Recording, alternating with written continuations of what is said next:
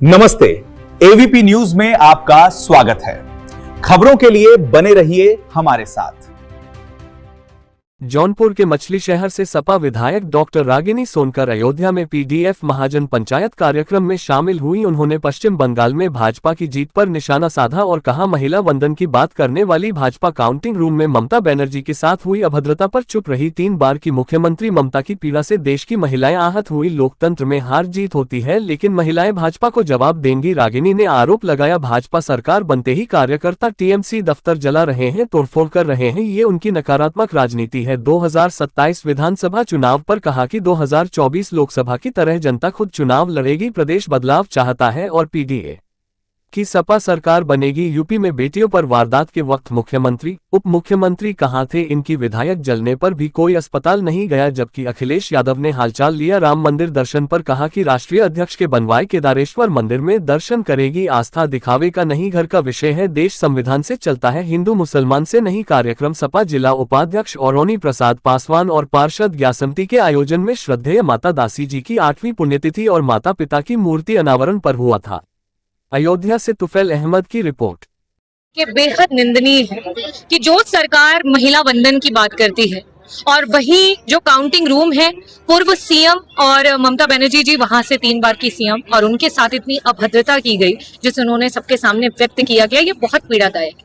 पूरे देश की महिलाओं ने जिन्होंने भी उस चीज को सुना, हर किसी को पीड़ा हुई। देखिए, राजनीति में जीत हार एक अलग लोकतांत्रिक पहलू है, लेकिन किसी महिला और वो भी खास करके जो मुख्यमंत्री पद को सुशोभित किया हो और उनके साथ इस तरीके का जघन्य करना, ये अपने में बहुत पीड़ादायक है। और इसका जवाब जो है, मुझे लगता है कि देश की महिलाएं अवश्य भारतीय जनता पार्टी को देंगी। देखिए, जो वो कह रही हैं वो उनकी पीड़ा है, और जो कह रही हैं उसके साथ प्रत्येक महिला जो है उनके दुख में उनके साथ है कि उनके साथ जिस तरीके की अभद्रता की गई है। और भारतीय जनता पार्टी का जो विषैला रूप है, सरकार वहां पे बना ली आपने, उसके बाद जो आपके कार्यकर्ताओं के द्वारा टीएमसी के ऑफिसेस को जलाया जा रहा है, जगह जगह पे तोड़फोड़ मचाई जा रही है, ये अपने में दिखा रहा है कि आप कितनी नकारात्मक राजनीति करते। समाजवादी 2024 में जनता ने चुनाव लड़ा भाजपा के खिलाफ, और उत्तर प्रदेश में 2027 में भी जनता लड़ने जा रही है, पीडीए लड़ने जा रहा है।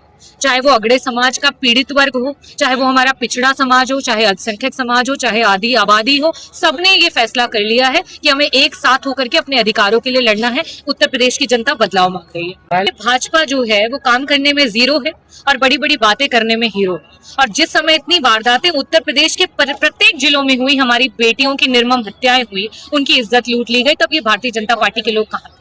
मुख्यमंत्री कहाँ थे? इनके 2 डिप्टी सीएम कहाँ थे? ये महिला वंदन का खोखली बातें करते हैं। जब इन्हीं की पार्टी की एक विधायक जो है पुतला फूकते हुए वो जब जल जाती है, तो इनके ही लोग, इनके मंत्री, इनकी महिला विधायक उन्हें देखने नहीं जाती हैं। अगर कोई जाता है तो समाजवादी पार्टी के राष्ट्रीय अध्यक्ष जाते हैं उन्हें देखने के लिए। तो ये सिर्फ खोखली बातें करते हैं।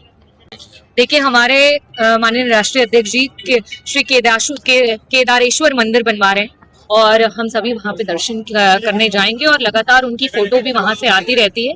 और देखिए, आस्था जो है वो घर के अंदर का सवाल होता है, दिखावे का सवाल नहीं होता। ये देश हिंदू मुसलमान, मंदिर, गिरजाघर और मस्जिद से नहीं चलता है, ये देश संविधान से चलता है।